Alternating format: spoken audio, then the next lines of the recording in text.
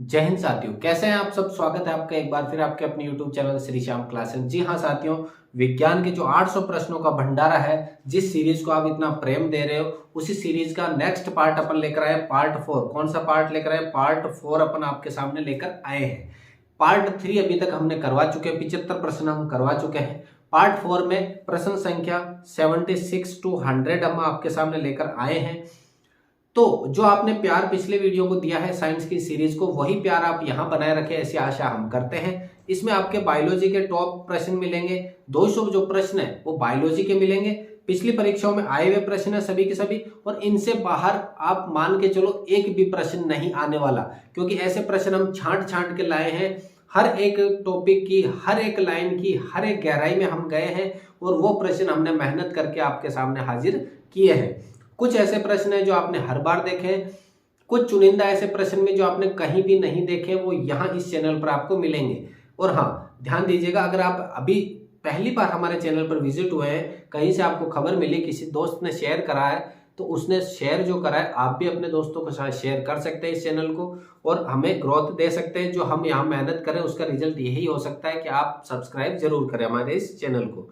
देखिए, क्लास को शुरू करते हैं। सबसे पहले तो ये बताना चाहूंगा कि आपने जो प्रेम दे रहे हैं हमारी क्लासों को, हमने इतना सोचा नहीं था जितना प्रेम आप दे रहे हैं। इंडियन आर्मी 2024 की army GD tradesman women military force का ये पेपर के बायोलॉजी के टॉप प्रश्न अपन लेकर आ रहे हैं। बायोलॉजी के 200 प्रश्न, केमिस्ट्री के 200, फिजिक्स के 200 प्रश्न, और ये 800 प्रश्नों का पूरा भंडारा होगा। तो उसी कड़ी में पहला सवाल आपके सामने हाजिर है। व्यक्ति की मृत्यु विष से होने पर जांच कौन से पार्ट की जाती है? अगर किसी व्यक्ति की मृत्यु हो गई है विष से, तो उसके किस पार्ट की जांच की जाती है? क्या अमाशय की, यकृत की, अग्नाशय की, या छोटी आंत की? तो आप इसके जवाब हमें दीजिए जल्दी से। कौन सी हो जाएगी, किस पार्ट की होगी? यकृत की जांच की जाती है। यकृत की जांच, लीवर की जांच की जाती है जब विष देकर मृत्यु हो जाती है व्यक्ति की। और यकृत क्या होता है? अपने शरीर की रासायनिक प्रयोगशाला कहलाता है। मानव शरीर की रसायनशाला किसे कहते हैं? अभी जस्ट इस सवाल में अपन ने बात करी है, यकृत को ही शरीर की रसायनशाला कहते हैं। कवक का अध्ययन किसमें किया जाता है? साइटोलॉजी। साइटोलॉजी में कोशिका का अध्ययन किया जाता है। किसका किया जाता है? कोशिका का अध्ययन किया जाता है। एंजियोग्राफी अपने हृदय से संबंधित होती है। तो माइकोलॉजी जो है, माइकोलॉजी में किसका अध्ययन किया जाता है? कवक का अध्ययन किया जाता है। अगला सवाल है, प्राथमिक पोषक तत्व कौन कौन से हैं? प्राथमिक पोषक तत्व जो पौधे को बहुत ज्यादा जरूरी है, तो एनपीके याद रखना। एनपीके जो पदार्थ है, एनपीके, नाइट्रोजन और पोटेशियम वगैरह, ये जो पदार्थ है, ये अपने पादपों के लिए प्राथमिक पोषक तत्व कहलाते हैं। इनका होना बहुत ही ज्यादा क्या है? जरूरी है। ये हमारे पादपों के लिए प्राथमिक पोषक तत्व कहलाते हैं। अगला है, वीर्य का पीएच मान कितना होता है? वीर्य, जैसे रक्त का पीएच मान 7.4 होता है, उसी प्रकार पीएच मान वीर्य का 6.5 होता है। अगला सवाल है, पुरुषों से संबंधित हार्मोन कौन सा है? एस्ट्रोजन जो है वो महिलाओं से संबंधित है, फीमेल से संबंधित है। रिलैक्सिन हार्मोन फीमेल से संबंधित है। टेस्टोस्टेरोन हार्मोन आपके मेल से संबंधित है, और प्रोजेस्टेरोन हार्मोन वो भी फीमेल से संबंधित है। अब इनके कार्य देखते हैं। तो मेल से संबंधित कौन सा हो जाएगा? टेस्टोस्टेरोन। एस्ट्रोजन वो जो होता है वो महिलाओं के गर्भ धारण के लिए होता है। गर्भ धारण के लिए ये हार्मोन जरूरी है, एस्ट्रोजन। प्रोजेस्टेरोन जो हार्मोन होता है वो गर्भपात को रोकता है। किसको रोकता है? गर्भपात जो होता है, बार बार मिसकैरेज होना, बच्चे का गिरना, वो किसकी वजह से? प्रोजेस्टेरोन की। प्रोजेस्टेरोन अपने शरीर में होगा तो वो गर्भपात होने की प्रक्रिया को क्या करेगा? रोकने का कार्य करेगा। रिलैक्सिन जो हार्मोन है, रिलैक्सिन हार्मोन जो है वो क्या होता है? परसरोपीड़ा का हार्मोन होता है। परसरोपीड़ा का, जब बच्चा होने वाला होता है तो परसरोपीड़ा होती है, बहुत ही तेज पीड़ा होती है, उससे आराम देने के लिए हार्मोन होता है रिलैक्सिन हार्मोन। तो ये तीनों के तीनों हार्मोन किससे संबंधित है? फीमेल से संबंधित है।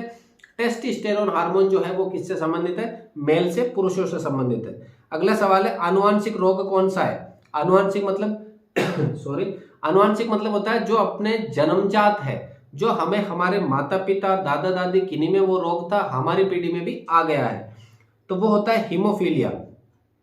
हीमोफीलिया में क्या होता है? रक्त का थक्का नहीं बनता। अगर जैसे मेरे अगर ये रोग है और मैं कहीं खेलता खेलता गिर गया, गिरने पे जब चोट लगती है आपने को ब्लड निकलता है, तो अगर ये हीमोफीलिया किसी के रोग है तो वो ब्लड लगातार बहता ही रहेगा, रुकेगा नहीं। क्यों? क्योंकि उसके अंदर रक्त का थक्का नहीं बन पाता है, और ये रक्त का थक्का नहीं बहता है, बनेगा तो खून ज्यादा बह जाएगा, इससे व्यक्ति की मृत्यु भी हो सकती है। अगला है प्रोटोजोआ जनित रोग। देखिएगा एक सवाल आता है बैक्टीरिया जनित रोग, वायरस जनित रोग, प्रोटोजोआ से, या फिर कवक जनित रोग। तो ध्यान रखना प्रोटोजोआ का एक ही याद रखना, मलेरिया। मलेरिया आपके किससे होता है? प्रोटोजोआ से होता है। मलेरिया का काफी दफा सवाल पूछा जाता है, मलेरिया प्रोटोजोआ से होता है। टीबी आपके जीवाणु से, रेबीज और पोलियो ये दोनों किससे होते हैं? आपके वायरस से होते हैं। रेबीज वायरस से होगा, पोलियो वायरस से होगा। टीबी किससे होता है? माइकोबैक्टीरियम ट्यूबरक्लोसिस,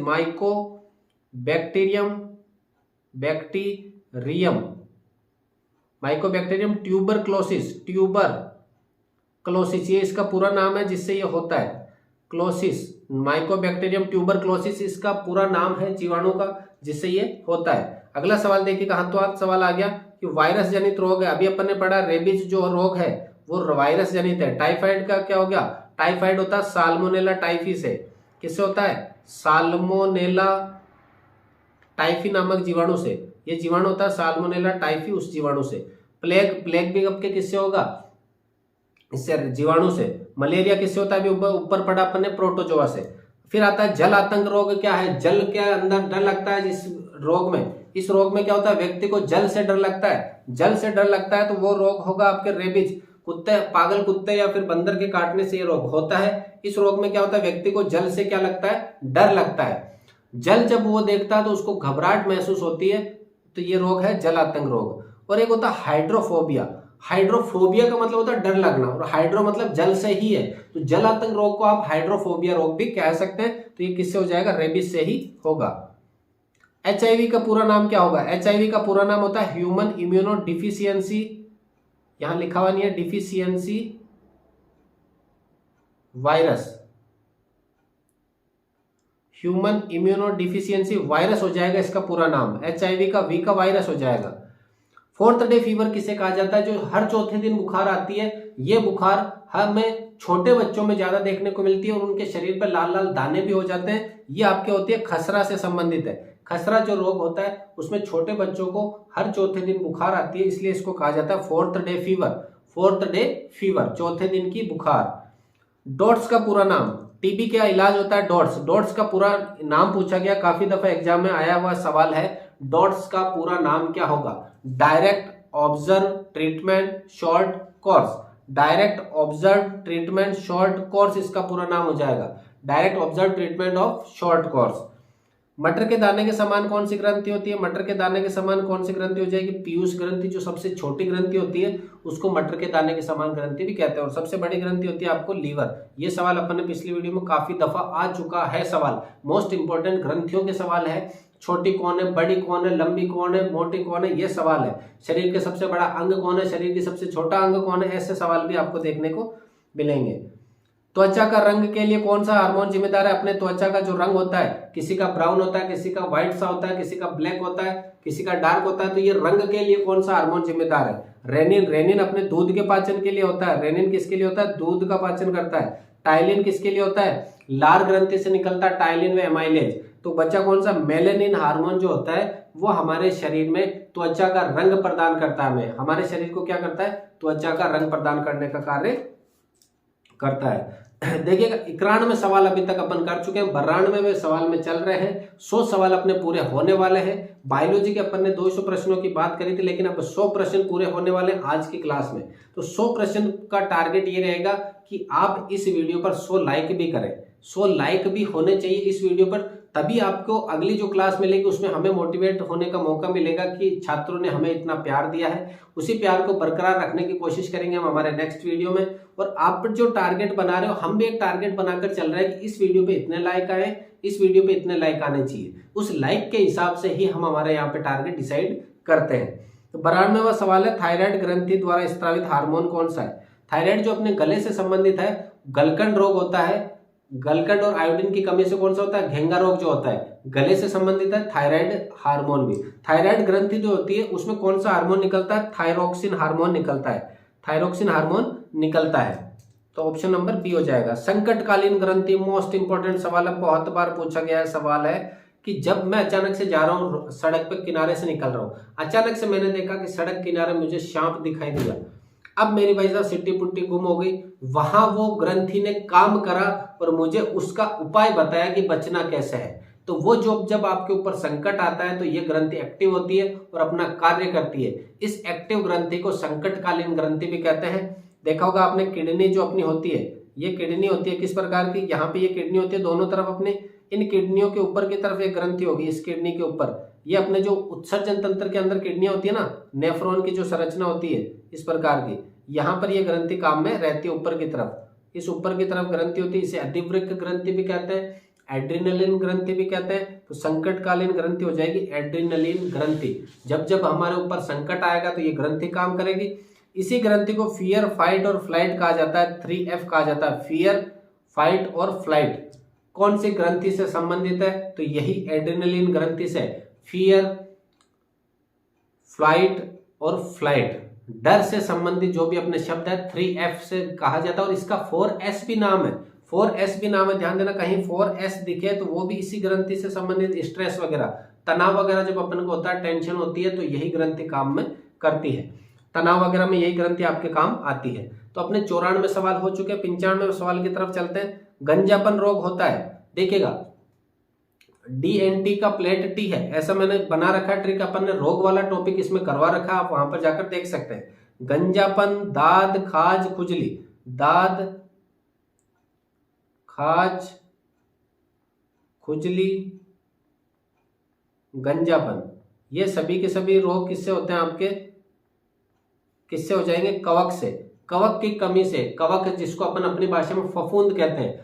आप छोटे थे, टिफिन लेकर विद्यालय जाते थे, अगर वो टिफिन आपने घर लाकर रख दिया, अचानक से 3 दिन की छुट्टियां हो गई स्कूल की, वो टिफिन आपने ऐसी जगह रख दिया जहां पर आपका नजर नहीं गई, न मम्मी की नजर गई, तो वो टिफिन जब आपने 3 दिन बाद खोला तो उसके अंदर व्हाइट कलर की फफूंद जम जाती थी, वही फफूंद क्या है, यहाँ पर आपके कवक कहलाती है, वही फफूंद क्या होगी, कवक। तो दाज, खाज, खुजली, गंजापन, ये सभी किससे होते हैं, आपके कवक से संबंधित रोग है।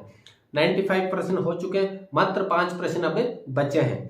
तो 5 में से पहला प्रश्न लीजिएगा, मानव हृदय 1 मिनट में औसतन कितनी बार धड़कता है। ये सवाल तो किसी का गलत होना भी नहीं चाहिए, बहुत बार ये रिपीटेड क्वेश्चन है कि अपना जो हार्ट है 1 मिनट में कितनी बार धड़कता है, औसतन 72 बार धड़कता है। औसतन कितनी बार धड़केगा, 72 टाइम अपना हार्ट धड़कता है। ठीक है, अगला सवाल है, सबसे बड़ी हड्डी कौन सी है, सबसे बड़ी हड्डी अपने शरीर में, सबसे बड़ी हड्डी कौन सी है। अगला सवाल आता है सबसे छोटी हड्डी कौन है, फिर सवाल आता है सबसे मजबूत हड्डी कौन है, और एक आता है सबसे मजबूत तत्व कौन है अपने शरीर का। तो सबसे बड़ी हड्डी की अगर मैं बात करूं तो अपनी हड्डी होती है जांग की, जांग की हड्डी होती है फीमर, जो सबसे बड़ी हड्डी कहलाती है। अपने शरीर की जो जांग है उसमें उपस्थित एक हड्डी होती है, वो हड्डी क्या होती है, अपने शरीर की सबसे बड़ी हड्डी कहलाती है। फिर होता है सबसे छोटी हड्डी कौन सी है, तो अपने जो कान की है, कान के अंदर एक स्टेपिज नामक हड्डी होती है, स्टेपिज। इस स्टेपिज हड्डी को कहा जाता है सबसे छोटी हड्डी होती है अपने शरीर की। तो सवाल बनता है सबसे छोटी कौन है, स्टेपिज कान की, सबसे बड़ी कौन है, फीमर जांग की। तो 2 सवाल क्लियर हो गए, सबसे बड़ी और सबसे छोटी हड्डियों के बारे में पूछा जाता है। फिर है सबसे मजबूत हड्डी कौन सी है, तो सबसे मजबूत हड्डी का भी सवाल बनता है। तो सबसे मजबूत हड्डी कौन सी हो जाएगी, जबड़े की, अपना जो जबड़ा है वो जो हड्डी होती है सबसे मजबूत होती है। अंतिम सवाल है, शरीर का सबसे कठोर तत्व कौन है, कठोर तत्व अपने शरीर में सबसे कठोर तत्व कौन पाया जाता है, एनामिल पाया जाता है। एनामिल सबसे कठोर तत्व होता है अपने शरीर का, वो पदार्थ जो सबसे मजबूत है अपने शरीर का, कठोर है, कौन होता है, एनामिल। जो अपने दाढ़ वगैरह के पीछे की साइड होता है, दांत जो अपन अक्ल दांत वगैरह जो कहते हैं, वो होता है एनामिल, अपने शरीर के सबसे पीछे की तरफ। तो ये अपने 100 प्रश्न हो गए, 76 से लेकर के 100 सवाल तक का ये वीडियो है।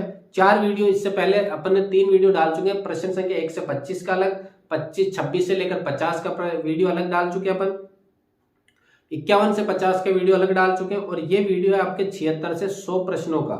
और अगर आपको प्रश्न पसंद आ रहे हैं, आपको लग रहा है कि हमारी मेहनत साकार हो रही है, तो आप उसका इनाम हमें सब्सक्राइब करके दे सकते हैं चैनल को।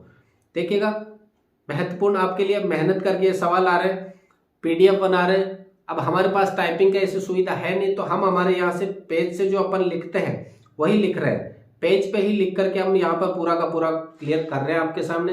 अब इनके टाइपिंग की सुविधा अपने पास नहीं है, तो हम जो प्रिंट है हमारे हाथ से लिखे हुए नोट्स जो हम हमारे ऑफलाइन छात्रों को दिए गए हैं, वही छात्रों को हमने वही के वही नोट्स आपको उपलब्ध करवा रहे हैं, क्योंकि छात्रों की ही डिमांड थी कि जो आप ऑफलाइन पढ़ा रहे हो, जो आपका रिजल्ट आप दे रहे हो हर साल, वही रिजल्ट को आप ऑनलाइन लेकर आइएगा।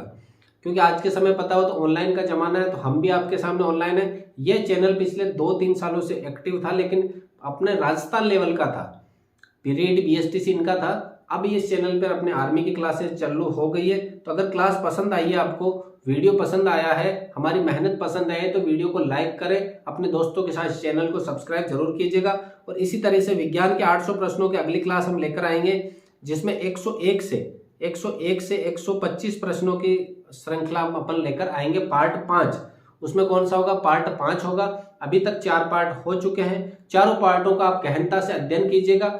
और जब 200 प्रश्न बायोलॉजी के हो जाएंगे, तो इन 200 प्रश्नों की भी एक कमांड क्लास भी ली जाएगी। और जब 800 प्रश्न हो जाएंगे, तब 800 प्रश्नों की एक मैराथन भी ली जाएगी। उस मैराथन को ही आपको साकार करना है, उस मैराथन को भी आपको साकार करना है। जो प्यार अभी आप इनको 25-25 प्रश्नों को दे रहे हो, वही प्यार की उम्मीद हम आपसे 800 प्रश्नों में भी करेंगे। तो मिलते हैं अगली क्लास में, तब तक के लिए जय हिंद, वंदे मातरम।